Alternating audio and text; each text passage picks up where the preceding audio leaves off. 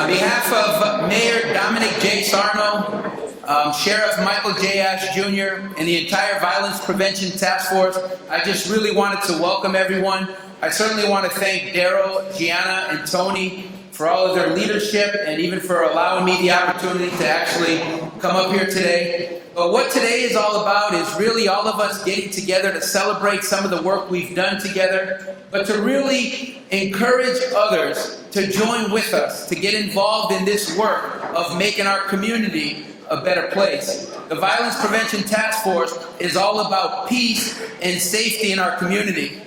We believe that together we can turn it around, and we have watched the citywide Mayor's Violence Prevention Task Force accomplish many goals, but we know there's still so much work to do moving forward. We need more agency people working closer with us strategically on various projects to be able to make a greater impact. We need the agency folks who are connected to people in the community, residents that live in some of our specific neighborhoods, especially those neighborhoods riddled with crime. We need our agency folks to really tap into those community members to get them to come side by side with us, because together we can impact our community for a safer community in Springfield.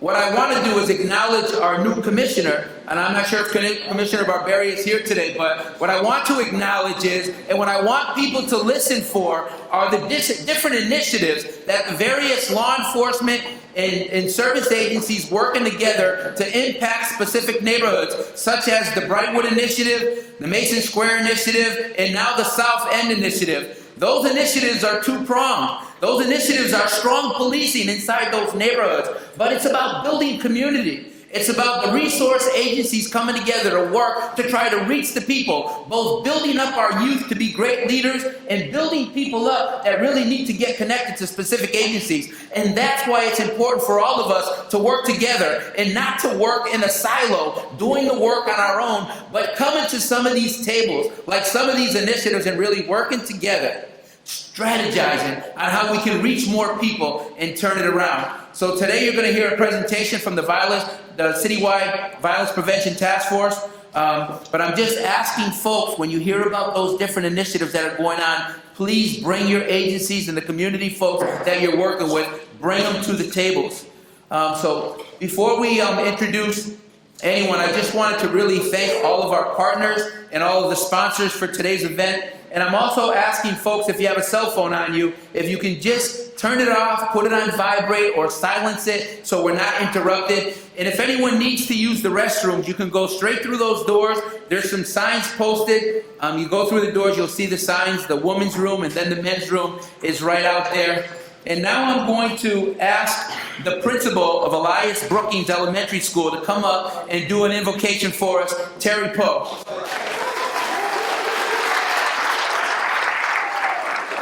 Thank you very much. I do wear many hats, and today I'm wearing my evangelist missionary hat. So if you could, just before we pray, just take a deep breath in and a deep breath out. If you did that this morning, you're blessed. We are blessed to have breath in our lungs. So I just want to we're blessed to be a blessing. So if you could with me, just bow your heads very quickly. Lord, we thank you for this gathering today. We ask that you be with us as we plan and collaborate to do your will, as we plan to be a blessing in the city of Springfield. Lord, you've allowed us to do great things thus far. We want to do even more. So we ask that the violence in the city decrease and that our productivity increase. In your name we pray. Amen.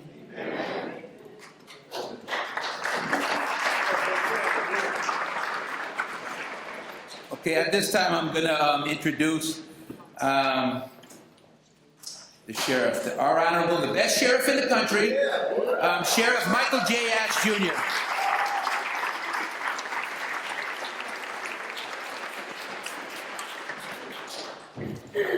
No, thank you, Eddie. And of course, I would just like to take credit for my intelligence of hiring Eddie. Okay? And I can't tell you, I just can't tell you the kind of courage and bravery that Eddie has, and his commitment and dedication. And under the Sheriff's Department auspices, he deals, if you will, with all of our high-risk offenders, particularly many of the gang members that come there with gun offenses and so on, and just does a wonderful job, and all the more difficult inmates coming back from the state system. And so I'm just very proud. Eddie meets with them on a one-on-one. He knows them individually, and he's very intense and very aggressive in terms of, if you will, representing the community to him and so on. I also just wanted to acknowledge Terry, the principal at Brookings School. My daughter teaches there, and I'm always hearing so wonderful things, Terry, you know, about your motivation and what you're all about.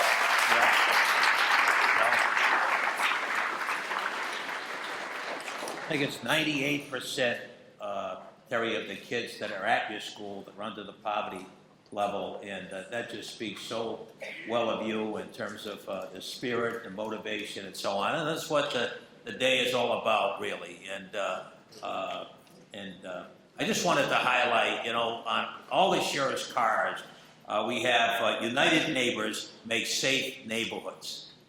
And this is what, if you will, the Sheriff's Department is all about.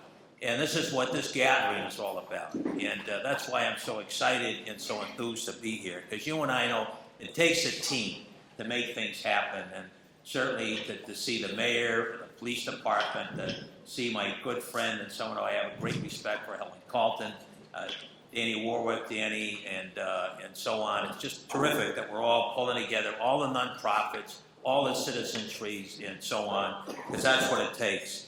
And there has been, as we know, and I'm not telling you anything new, but you and I know that there's been extensive studies done in terms of looking at what can enhance, if you will, safe neighborhoods, and what can be really a deterrent, and so on. And they call it neighborhood cohesion. Neighborhood cohesion is so crucial, and we've seen this over and over again. And you and I know when you have that neighborhood cohesion, it builds that sense of belonging, the trust, the connection, the relationships. You know, unless you have that relationship in the neighborhood, you and I know it's just a place to live. And I think when we were all growing up in this city of Springfield, there was always this sense of neighborhood and so on. And if you remember the term that we have, city homes, and that's what it's all about. I just wanted to highlight. I think the other thing is that you and I know is that what we're all about is we don't want, if you will, the wise guys of our city running the streets and neighborhoods. And that's the other aspect, is what we're letting them know is we do not fear you.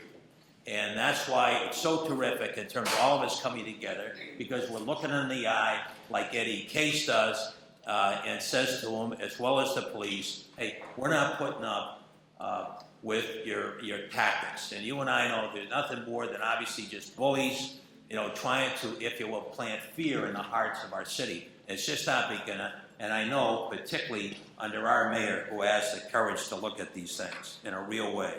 I know we at the Sheriff's Department, certainly our re-entry and our work at Brookings School, our badges for baseball, these are all things, the partnership that we have with the police department, these are all things about building community. And we stand tall and ready and bring that commitment and dedication to that aspect. And I look at sort of using a metaphor in terms of building, if you will, that fence on top of the cliff, rather than wait for the young people, if you will, fall into a life of crime and drugs and so on. So this is what the day is all about. I'm just honored to be here and host it. I thank them for allowing us to do this, and it's just great, the partnership and the teamwork that we had. So thank you very, very much. I, too, have the honor of introducing my buddy here, Mayor Dominic Sarno. And I was thinking of characteristics that really marks Dominic. And I've said this many times to him, but I just want to, first of all, the love that he has for the city, you know, and it's shown and demonstrated every day in terms of his commitment and dedication. So all we have to do is look at many of the natural kind of disasters that have occurred, and there he is, front and center, and so on in terms of dealing with this. You know, he's a very able, a man of intelligence, competence, and he brings that drive and determination. And I think what I always admire about Dominic, he connects. See, he connects. He knows the people. no matter where you go in the city and so on. And I always kid him as well because he's obviously a Forest Park Junior High graduate, went to the High School of Commerce. And when we talk about stepping up, he's put on for all of us, okay, the tools of ignorance for baseball, being a former catcher at the High School of Commerce, the mask, the shin pads, and the whole thing. So I just want the good mayor to know that, as well as the other aspect, is that the greatest tribute that has been paid, what I see right now, and I think you and I know we're all about the team and enhancing that. But what Dominic's done is appointed a very able police commissioner, John Barberi. And John, in my opinion, okay, stands tall with all the great police chiefs. And this is what we're going to see regarding his innovation, his professionalism, and the vision that he has. And this is going to complement the good mayor, who obviously has that desire to make our streets and neighborhoods safe. But you and I know he's got to have a team around him that's going to make that happen. And in my opinion, you and I know we need a police chief. We need a police chief that has this vision. He has this vision, and that's what's exciting. I want to introduce, if you will, ladies and gentlemen, my dear friend, crime's worst nightmare of an enemy, the mayor of Springfield, Dominic Sarno. Yes, sir, Dominic.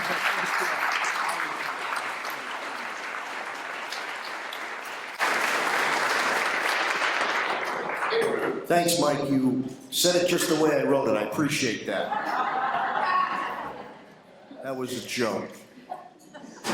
You know, the sheriff talks about myself. Listen, we're all a team, and the captain, the leader, the commodore of that team, all the accolades have been said about him. Our friend, Sheriff Ash. Let's give him a big round of applause. Well respected in the county, the Commonwealth, the 3 C's now, and the country. Nobody does it better, that old James Bond movie. Nobody does it better than Sheriff Mike Ash. I'd also like to give a shout out to Ed Casey, not only the Springfield initiatives, but the South Holyoke initiative. But the sheriff used to always introduce you this. He go, hey, Dom, this guy, this kid, he eats nails for breakfast. Ed Casey does a great job on that.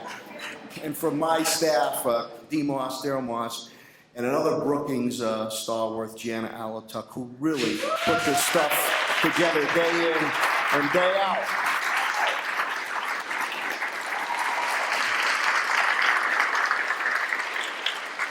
Not bad. You got a standing O from the poet laureate over there. He stood up and gave you that. Now, I know my alma mater, High School of Commerce, is in the house. Am I right? Class, I see Don Rogers there. I'm class of 81. That's right. People ask me all the time, where'd you go to high school? Did you go to class school? Did you go to the cathedral? I went to the High School of Commerce, and I'm damn proud of that, too. To my colleagues in government, I know that we're joined by Reverend Dr. McFadden, who's going to be the keynote speaker, who serves on the school committee, and Tommy Ash, Councilor Ash was here. I don't know if I'm missing others. And to Reverend clergy that are here, I see that Reverend Shaw is there, our sister. We went to High School of Commerce. Great voice, sings at the church over there. Now, in this age of reality TV, which I know you young people love, but I can't stand. Why? Because it highlights negativity. It highlights when people don't get their way. It's okay to connive. It's okay to attack. To get your own way. That's not right. And that's what each and every one of you here do for myself and the city of Springfield and Western Mass. You are the ambassadors out there to stop that. But probably more importantly, to put your arm around someone's shoulder and say, hey, what are you doing? Many times you're not going to listen to somebody in a suit and tie. But little do they know that many of us have done plenty of things with our hands. It's the respect you give is the respect you're going to get. So I need, especially young people, each and every one of you, to get out there and to lead. I need your help. Now, is that easy to do in this day and age of peer pressure? No, it's not. But use your head, your heart, your gut. And when you get that sixth sense, when something doesn't feel right, you get away from that person, get away from that place, go to someone you trust or a safe place, because you'll still continue to be around. And if you can summon up that courage, if it's safe enough for you to take somebody by the arm, you are a leader. And that's so, so important. That's how you take it. The sheriff spoke about grassroots. Our men and women in blue are out there day in and day out. They have a most difficult job, split-second decisions. We're hoping that the small percentage, 1 or 2%, if not less, will be that attack with our federal, state, and local law enforcement officials. For the ones that really have to be disciplined, we're hoping that 97 to 98% is going to be the preventative programs in which you do day in and day out. Grassroots from the neighborhoods, taking that stoop back, taking that street back, taking that corner back, taking that neighborhood back. The sheriff alluded to our new commissioner. Very proud of picking Commissioner John Barbieri. He has a vision. That's C3 policing. He knows we can't do it alone. We have to do it in partnership. Neighborhoods, and we have plenty of good neighborhoods in the city of Springfield, and plenty of good people in the city of Springfield, no matter what creed, color, or background. But we need everyone's help to be an extra pair of eyes and ears, so we can run those degenerates out of our city. And I give you my word, along with Sheriff Ash and all the leadership here, whether from the street level all the way top to the government, we will be relentless in this cause. But today is a day to say thank you to each and every one of you. It might not be reflected in your paycheck. Many of us are always guilty to take the time to complain and criticize. Constructive criticism we don't mind at all. But you can't say thank you enough. You can't say thank you enough when you're out there doing the things that maybe people might not see. And I'm going to end with this. We're a city of firsts, many firsts, 50 to 52 innovations, inventions in the city of Springfield. If you haven't been, please get to the Lyman and Marywood Museum of Springfield History. Merriam-Webster Dictionary. There's a definition of character. Well, one time I was able to listen to J.C. Watts. He was a former congressman out of Oklahoma. He was an All-American quarterback, Oklahoma University, late 70s, early 80s, and he was speaking. And his parents were sharecroppers. You know what sharecroppers are? They would farm land they didn't own for little money and not that much food. But he said, you know, my mom and my papa told me the definition of character is doing the right thing when nobody's looking, because eventually it will catch up. Thank you for what you do day in and day out. God bless you, God bless your families, and God bless our city of Springfield. Go get them.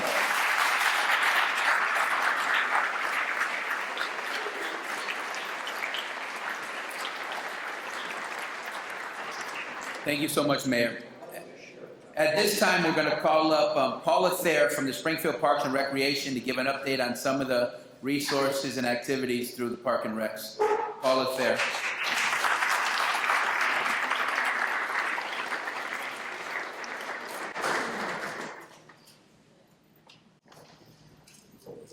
Thank you so much for inviting me to share some of what we do at the Parks Department to provide safe havens and safe opportunities for our young people during their out-of-school time. Really, our mission of the Recreation Division is to provide a variety of programming for Springfield's most vulnerable residents, our children, our youth, and their families.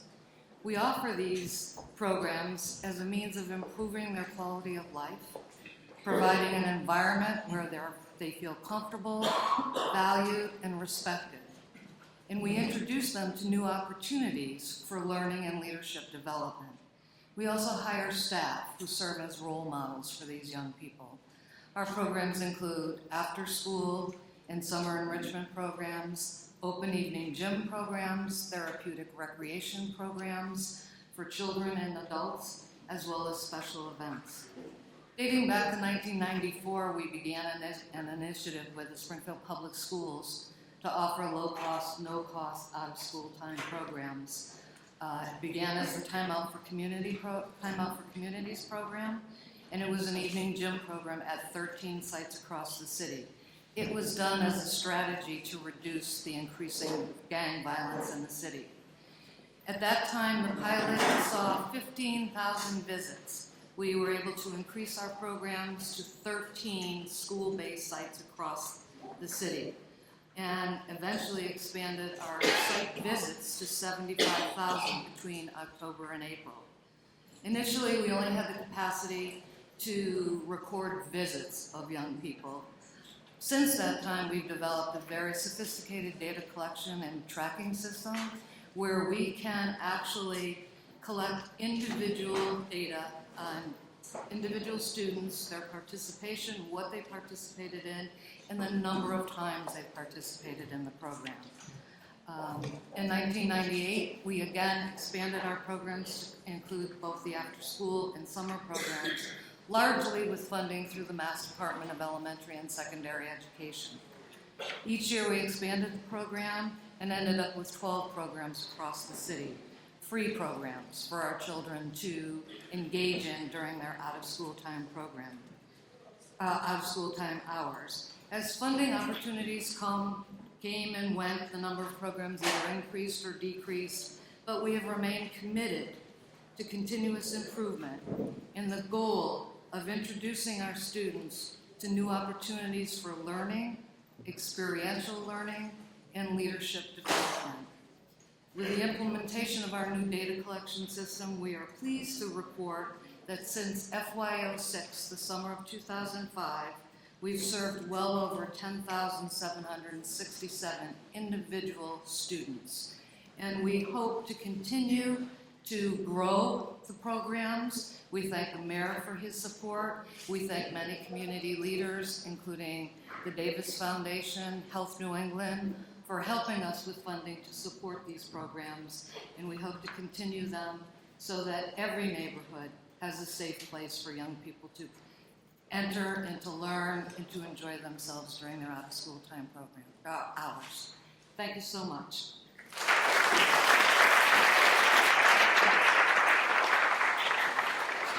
Thank you, Paula. In a few minutes, we're going to hear from some of our youth, so I'm actually going to call up our energy, Gianna Allentuck from Brookings Elementary School, and she's going to actually introduce some of our agency leaders who are then going to introduce the youth that they work with. So Gianna Allentuck.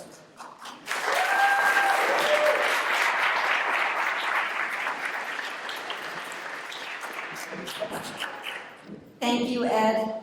So, like Ed said, this is my favorite part because I get to help shine the light on our beautiful youth. We have youth here from Commerce High School and youth here from Elias Brookings Elementary School.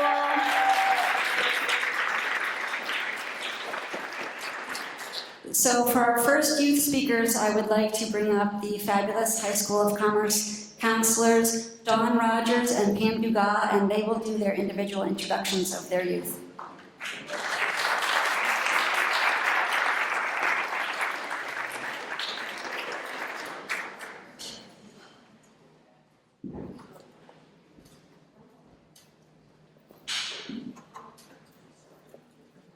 Good afternoon, my name is Dawn Rogers and I'm a graduation coach at the High School of Commerce.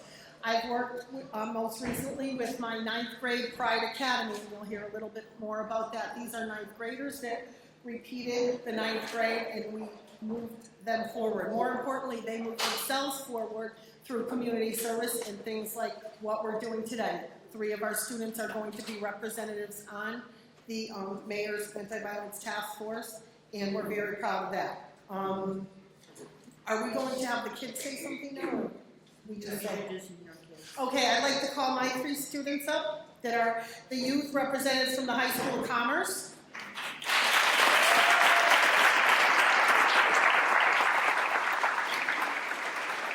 And I'll say a couple words about each of them, and then Dante's going to say a few words also.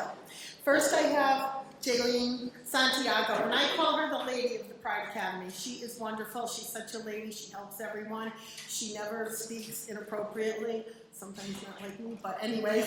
She also worked at City Hall in the summer in the law department, did a wonderful job. She also, as they all did, helped me raise over $16,000 for a scholarship benefit in memory of my husband, in which we gave 22 scholarships. But when I brought these students to the event at the Cedars, everyone was like, wow, these students are amazing. And you know, they, I think, expected and seen them that they were the honor roll top of the class, number 1 and 2 in the senior class. And I said, no, these are the kids that I work with that put it together, you know, got their credits, helped each other out. We built a great community, and all these students are now in the 11th grade. So I'm very proud of that.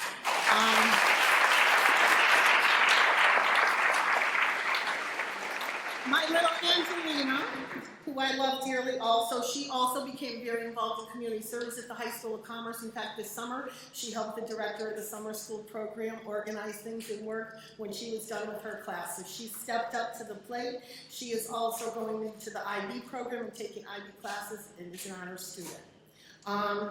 And without further ado, I'll say a couple things about my Dante. Dante is, you know, with us on the anti-violence task force. But when Dominic Sardo said to take someone by the arm, he did exactly that today. I had a 9th grade repeater in my office who had failed everything. And in walked Dante, and he said to him, I did it. I was in your place last year. I said, tell him about yourself, Dante. And he told him how he's now an honor student, how he's taking IB classes. And he actually walked this young man down to credit recovery and said, I'm not going to say the kid's name, we'll call him Joe. This is Joe, and he is ready to sit down and do his work and be in the 11th grade like me. And he also assured him that he would help me monitor his progress and keep him moving forward. And I think that is what he is about.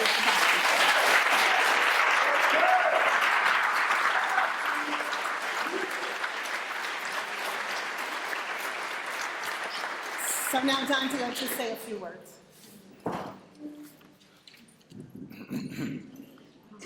All right, hi everybody. All right. Hello, my name is Dante Daniels, and I am representing the High School of Commerce on the Mayor's Anti-Violence Task Force. I am part of the Pride Academy at my school and a group of kids who have repeated the 9th grade. Through the help of my peers and the staff at the High School of Commerce, I am now on my way to having a full international bachelorette classes, and I now have a 3.2 GPA.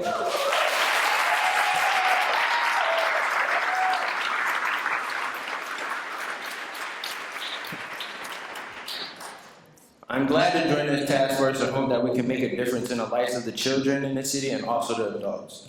Being one of the many young men in the city, I'm very proud to say that I'm a part of something like this, and I hope we can all come together and make a difference in this city. Thank you to the High School of Commerce alum, Mayor Dominic Sarno, for being a role model to all of us at the High School of Commerce and always letting us know that someday we too can become successful and a proud graduate of the High School of Commerce. Thank you.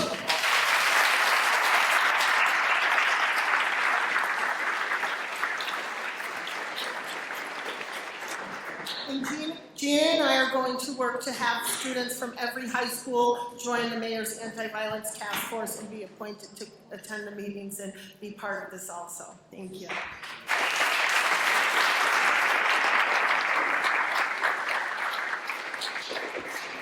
Hi, everybody. Okay, I'm very loud. I probably should step back from the mic. Before I introduce my students, I would like to say that this is my 9th year at Commerce. Commerce has had a horrendous reputation for many years. We are pulling ourselves up by the bootstraps and succeeding. Last year, 100% of our seniors got college acceptances.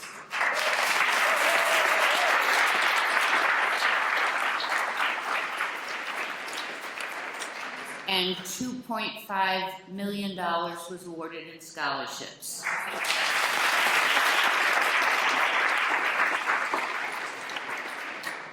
We have started years ago a thing called Commerce Pride, and more students are saying, that they like being there. Some people, more and more students are picking commerce as their first choice. We love being there. We're a close staff, and we really, really care about our students and all the obstacles that they have to overcome to do what they do. Beyond that, before I introduce my students, I would like to say one of the luckiest community things that happened to me was that Gianna Allentuck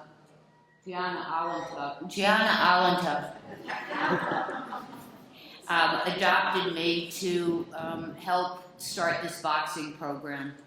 And well, she had done it for a year, and then I came on board the next year. And we have taken kids who are not necessarily IB, although we have one IB representative here. And they're kids who were more marginal, who weren't engaged in school or their studies. And we put them in a program where they could focus their energy and their issues and learn how to do self-control. And we don't actually box and hit each other, thank you very much.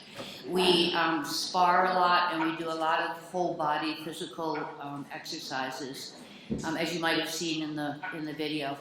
But now I really would like to bring my students up here. We are very, very, very proud of them.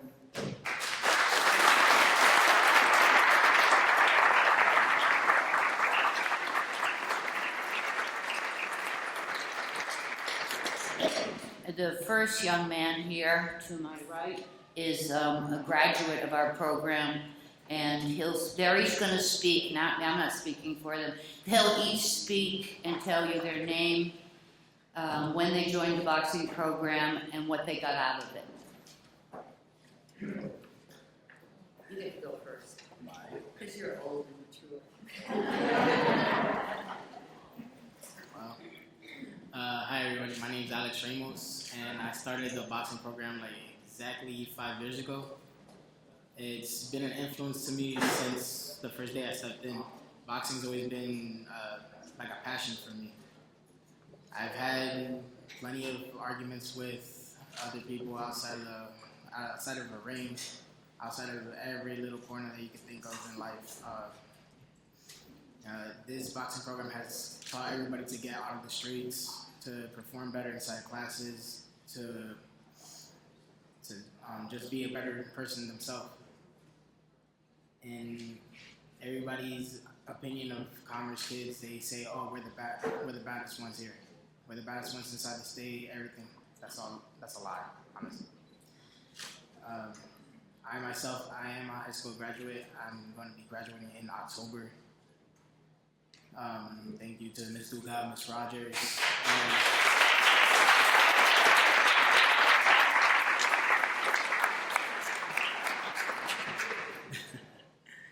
And now I'm just going to hand the mic over to Angelica.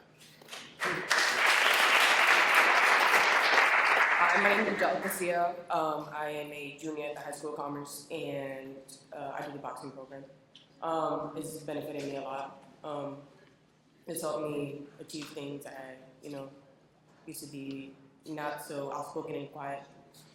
And now, I'm able to be, more comfortable with other people. And this pretty much has helped me stay fit and have another alternative to do other things. And boxing just helps me with a lot of things and gets my mind off things that bother me and stress and all that stuff.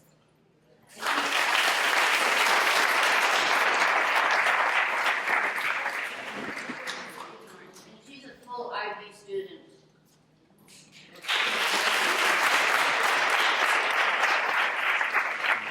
Good afternoon, everyone. My name is Martin De Leon. I'm a senior at the High School of Commerce. I am from the EL Academy, I'm proud to be from there.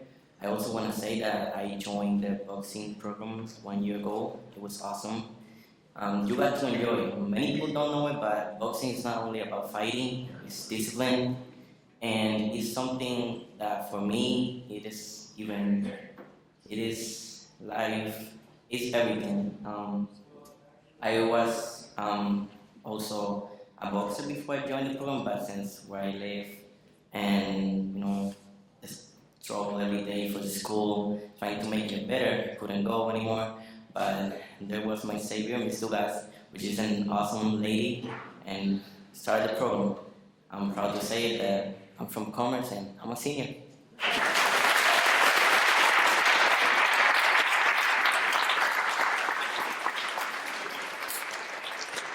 Hi, my name is Jacob Barreto, and I'm from the High School of Commerce. I'm class of 2016.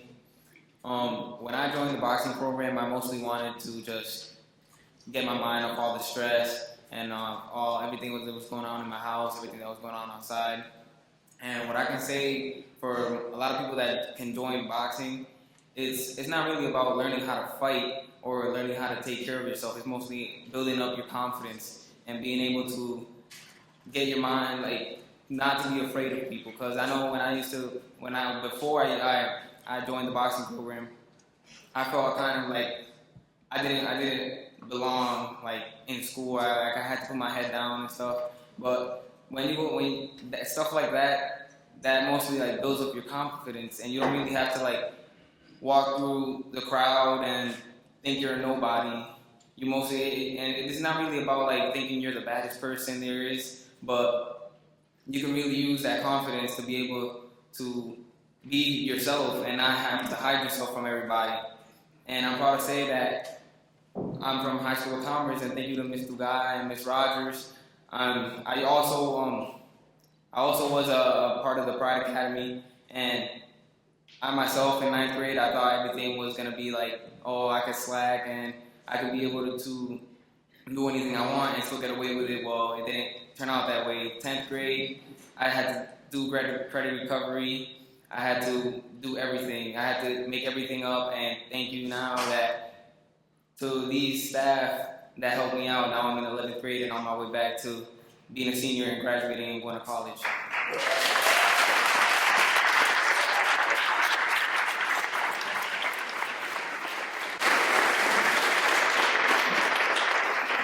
Okay, without crying, I just want to say that none of those speeches were rehearsed.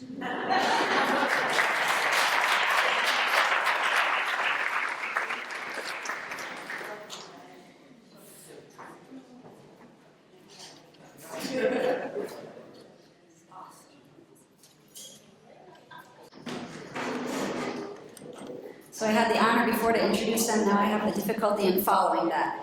But we have two beautiful young girls from Elias Brookings School. They are nervous, so I'm going to ask Ms. Powell, our principal, who lets this program happen at our school, to come up. And can you just stand here, Ms. Powell? And also we have our leader of the poetry hip-hop program. It's called Peace. Peace through education, acceptance, courage, and expression. And this is we'll be in our 6th year, I believe, and we have a community member named Maurice Soulfighter Taylor, who has come to our school, volunteered his time for the past 5 years in working with our students in teaching poetry and the curriculum side of the poetry superintendent Warwick, so we're getting the curriculum in there, but he also makes it a whole lot of fun with the hip-hop side and the public speaking skills that go along with that. So we have these two beautiful young girls. I'm going to tell you their name, but they're going to introduce themselves and they're going to say their experience with the program. So we have Jasmine Lever right here. She's a 4th grader at Elias Brookings.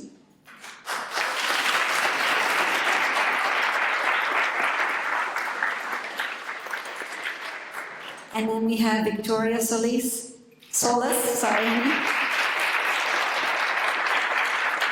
Also a 4th grader at Brookings, and they are beautiful, and they have the most beautiful spirit and character, and we are so proud of you for being here today. My name is Jasmine Weber,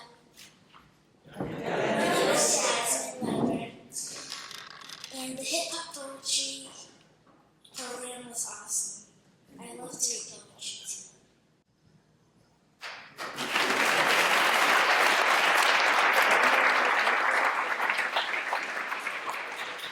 I'm Victoria Solis, and I was in hip-hop poetry, and I loved it.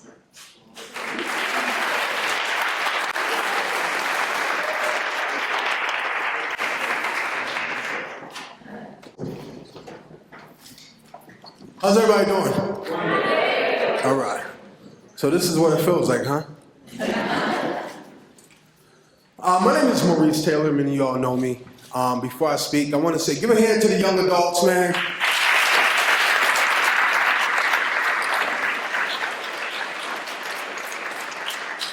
Man, that's incredible. I just graduated, I'm 41, right? And I just graduated college. And if they had programs where I went to school like this, man, I would have been graduated a long time ago. So, man, give it up for the school too, man. All the volunteers. You know, and especially people like Gianna, who is willing to like step outside the box.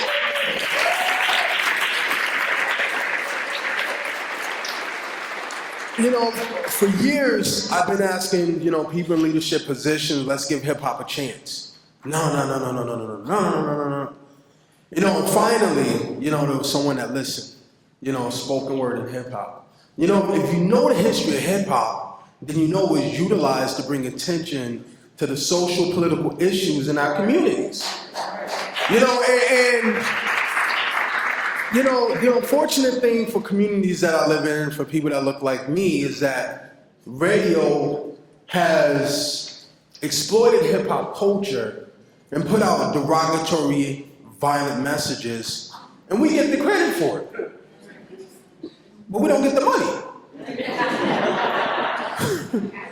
So I want to say that, you know, when hip hop came on the scene, it was used to address social, political issues and bring people in black and disadvantaged communities, to bring them a voice.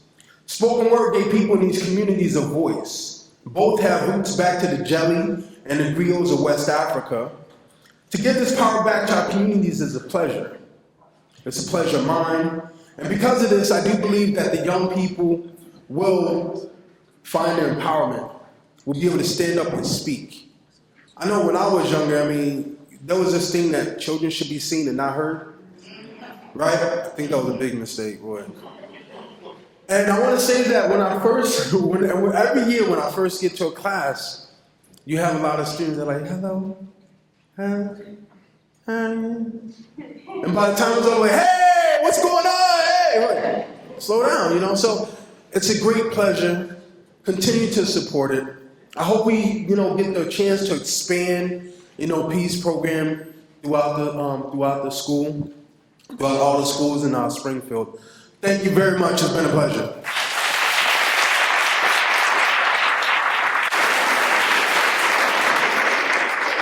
Okay, at this time I have the privilege to introduce our keynote speaker. He's a member of the Springfield School Committee. He's the pastor of St. John's, Pastor Calvin McFadden.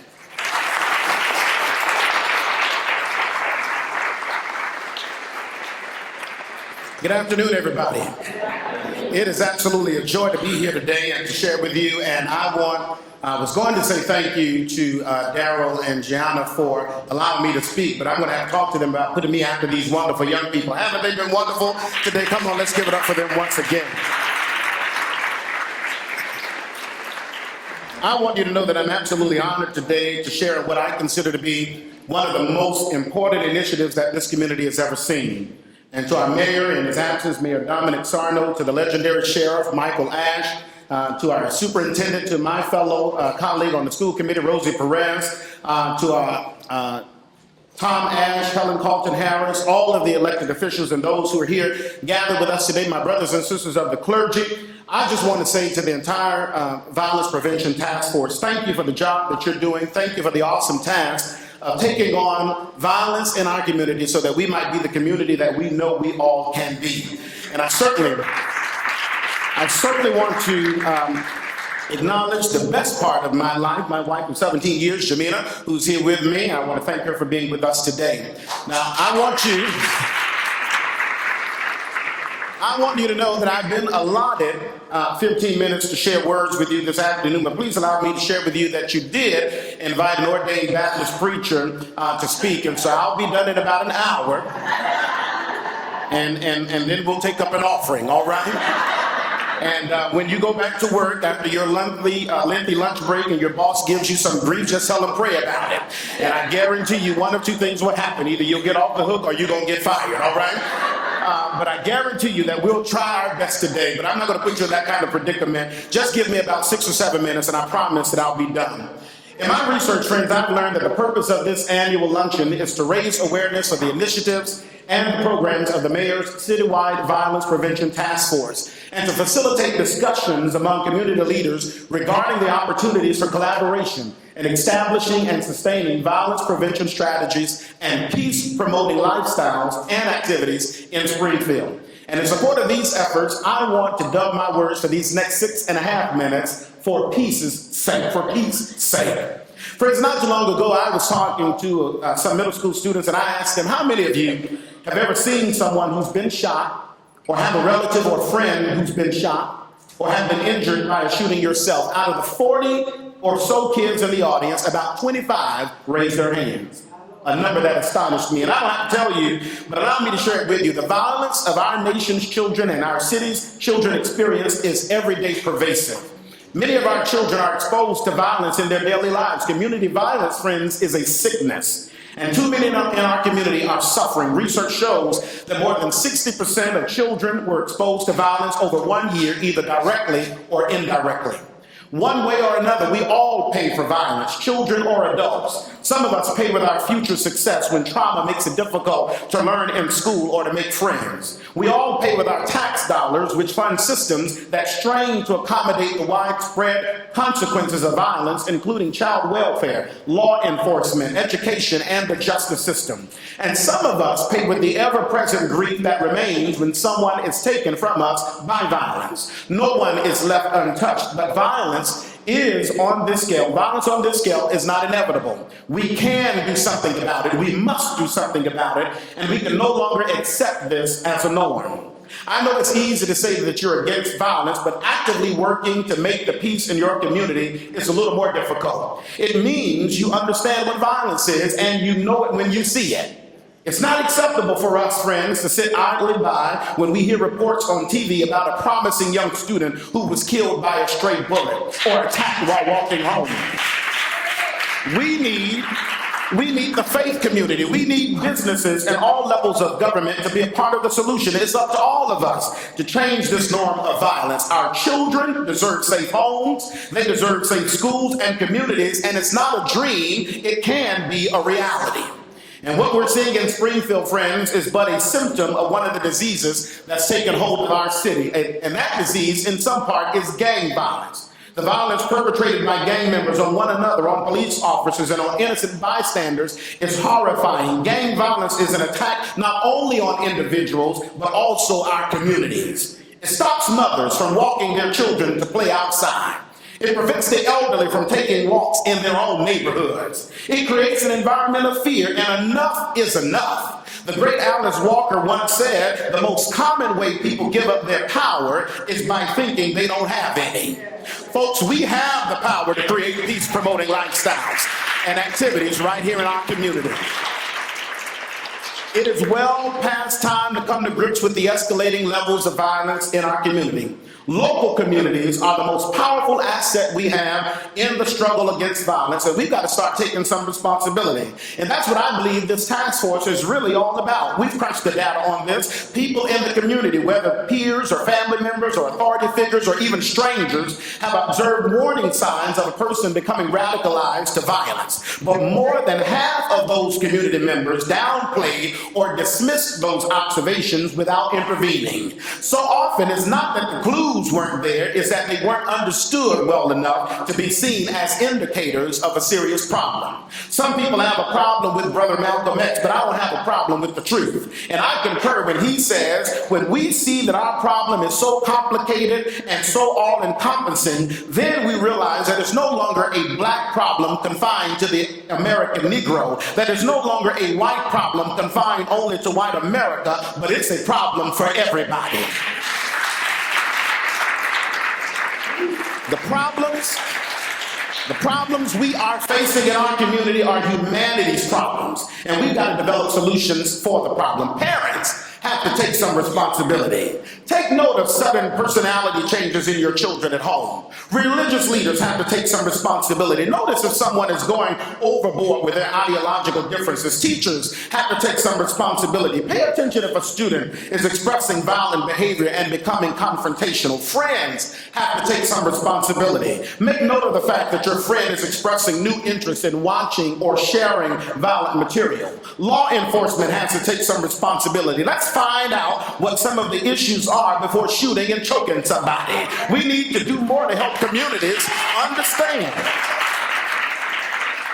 the warning signs and then work together to intervene before an incident occurs, while always respecting our core commitment to protecting privacy and civil liberties. Too often the implication is that communities, 5 more minutes, especially minority communities, are responsible for the violence because they're just not good enough parents or good enough citizens. I don't believe that argument. To do so does not acknowledge the reality of how communities like ours has deteriorated, the reality of incarcerated daddies, limited jobs, and deteriorating infrastructure. It's one thing to promote respectability and middle-class aspirations, but it's another thing to not wrestle with systemic economic poverty and racial issues. But there is hope, and the key is a balanced, comprehensive approach. First, we must help those on the front line. This means new laws, tougher but fair penalties, and spending money for investigations and prosecutions. Secondly, we must identify and fund successful programs. You've heard the statement that it costs more to incarcerate a man than to educate a man. We got to support the MLK Family Services, support the W.E.B. Du Bois Tutorial and Camp Program, support the Western Massachusetts Correctional and Alcohol Center, and support the work of this task force. And when I say support, friends, I mean M-O-N-E-Y. We don't have to reinvent the wheel. We simply need to replicate successful programs. Third, we've got to make it safer for witnesses to come forward and testify. You can't win cases if witnesses fear for their lives. We've got to develop a system where folks are assured their anonymity if they're willing to provide crucial evidence that will stop perpetrators in their tracks. Fourth, we've got to be the best parents that we can be. 2 minutes. Parents, you need to know where your children are at 1 a.m. in the morning. There's no reason for a teenager to be walking the streets and hanging out that time of night if they're living in your house, eating your food, wearing your clothes, sucking up your air, and they don't have a job. Come on now. You are not your child's best friend. You are their parent. Fifth, we've got to educate ourselves. We need to make the conscious decision to challenge the societal norms. And lastly, because I'm a part of the faith community, I've got to mention to you that we need to go back to our place of strength. Yes, sir. Now, we need to be in church, we need to participate in prayer and beseech the Lord on our behalf. And trust me, I don't condone a prayer and no work mentality. I believe that it must be work and prayer, because I believe that God is the only one that is able to see us through. And I love what the late Maya Angelou said: let faith be the bridge you build to overcome evil and welcome good. It's time to reclaim our streets. It's time to reclaim our schools and workplaces from the threat of gun violence, and it's time to reclaim the power of our vote from narrow special interests that seek to block even modest common sense measures to prevent gun violence. Our culture has a heavy investment in death. Isn't it time we invested in hope and change? I'm done with my 7 minutes. I hope you enjoyed it. God bless you.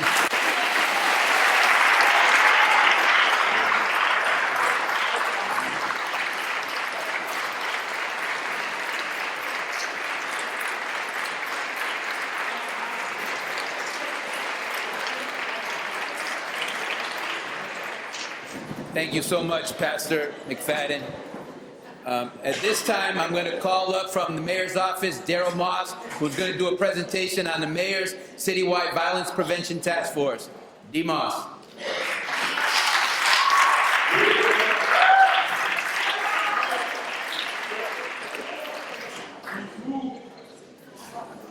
I don't know what I was supposed to do behind that.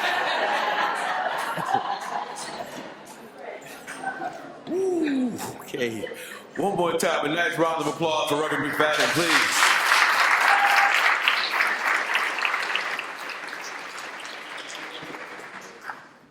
All right, I'm gonna try and keep this as brief as we can. We have a PowerPoint presentation, if you don't mind. Real quick, the purpose of this luncheon, in case you haven't figured it out yet, is to raise awareness for the initiatives and programs of the Mayor's Citywide Violence Prevention Task Force and to facilitate discussions among community leaders regarding the opportunities for collaboration in establishing and sustaining violence prevention strategies and peace-promoting lifestyles, activities in Springfield. Our vision is clear, a city in which all citizens live free of violence. Our mission is to develop a collective of committed people who collaborate to develop prevention strategies, interventions, and solutions to reduce violence. Promote public safety by incorporating proven and innovative practices of community partnerships and affect positively the youth, families, residents, and community partners of the city of Springfield. Our strategic priorities, communication and coordination, youth leadership, and best practices. And I have a clicker, which I always mess up. And I just have a question about who's next. Who's next? I will not digress. The rhymes that blow holes and souls up in the spirit I project. Everywhere I turn, I see great history. A city nicknamed Danville. 413.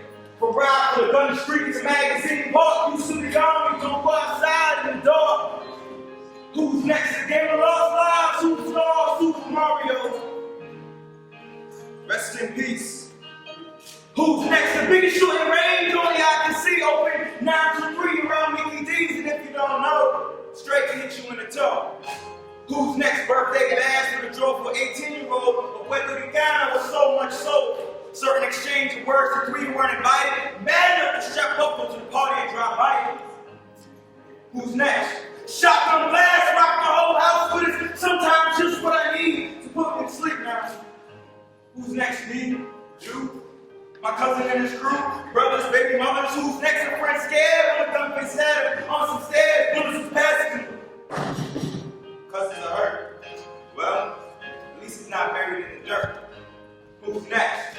Who's next? Who is next? I will not stop talking like the bullets flying, sparking every night, no every day. Who's next on ladies at church? Who's next on clerks, Russell hospital, because I hold up on work? Even if you tell me who's next, it still won't stop the hurts. Who's next?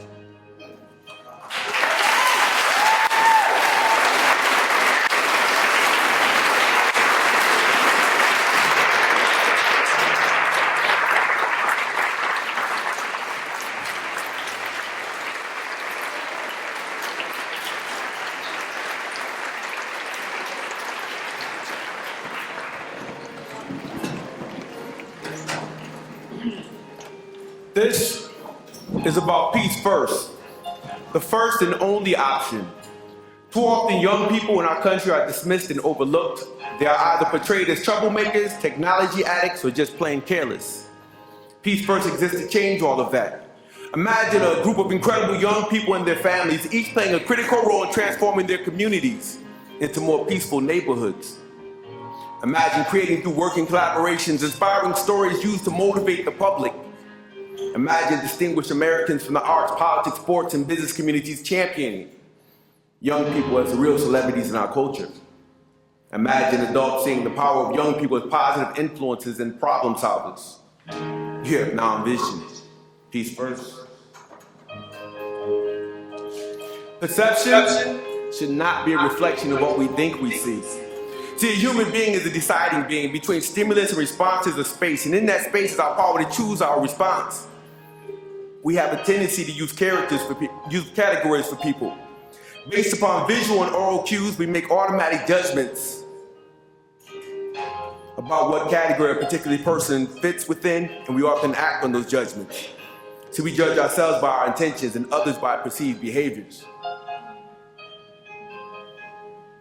Every young man you see is not a thug. They have families, mothers, fathers, sisters, brothers, grandparents. So when we drive by and make those sweeping indictments, we have more than thugs on the streets of Springfield. We have kids. young people who need our assistance. They're not dead ends.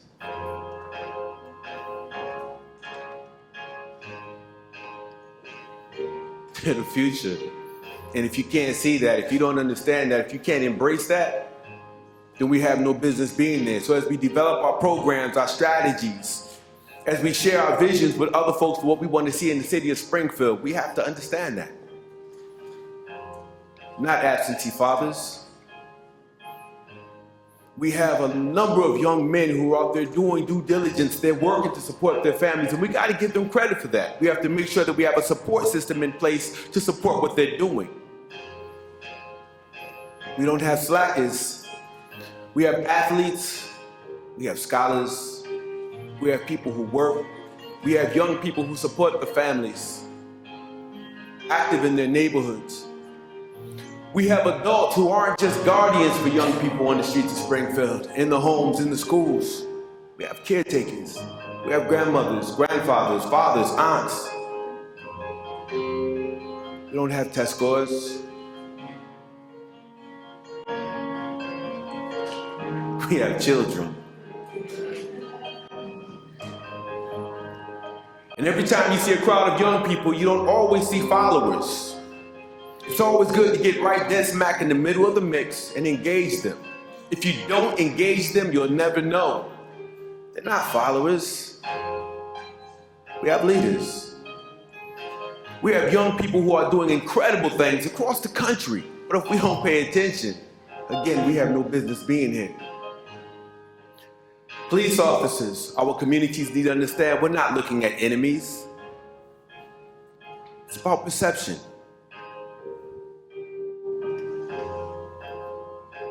We have allies.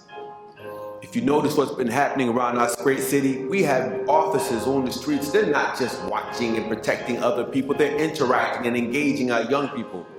They're going into the businesses and they're talking to the business owners. They're talking to the residents of the streets. We have to call it like we actually see it. I understand what we see on the news every day, but there are a million other stories, and if we don't embrace those stories and share them, the story will never be told. Our residents, they're not targets. They're lives, and we have to respect that. And we have to communicate that on a daily basis. I am the truth. See me, hear me, feel me. Reach beyond the perception.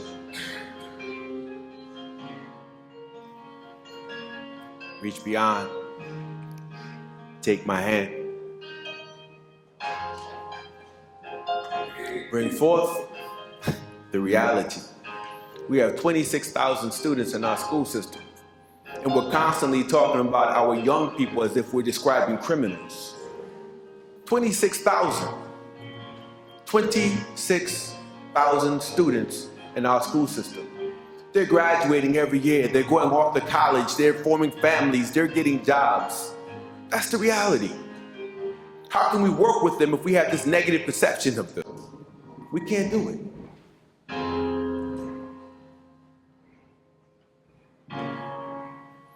We are the Citywide Violence Prevention Task Force. We urge you to join us. Peace first. These are some of our programs. Officials Club, Youth Leadership, Springfield Unites. We have peace programs, characterized development programs. We do walks throughout the neighborhood and in the parks. There's so much happening.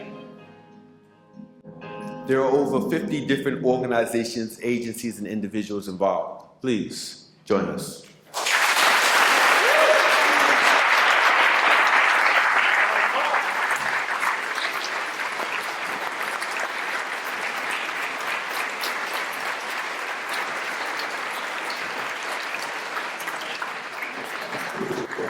Thank you, Darryl. As was already said, as people, as individuals, certainly that live and work in Springfield, we need to join together.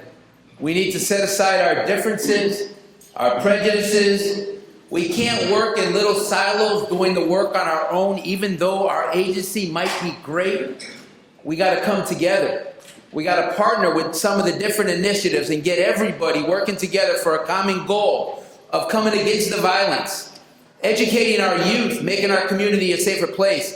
And together, like we heard, we can get it done.